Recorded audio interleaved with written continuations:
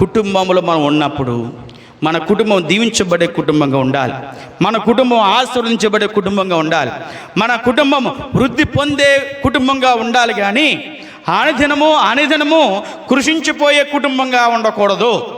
మన కుటుంబం అనినిత్యము కూడా దేవునితో కట్టబడే కుటుంబంగా ఉండాలి.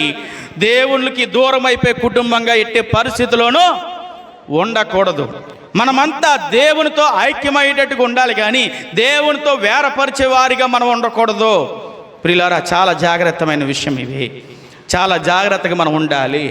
మన జీవితాలను సరి చేసుకోవాలి. మన జీవితాలను మనం చాలా చక్కగా దేవుని వాక్యపు వెలుగులో పరిశీలన చేసుకోవాలి. దేవుని నీతికి తగినట్టుగా నీ జీవితం ఉండాలి. నీ నీతికి తగినట్టుగా నీ జీవితం ఉంటే వ్యర్థమే. ఎందుకో తెలుసా?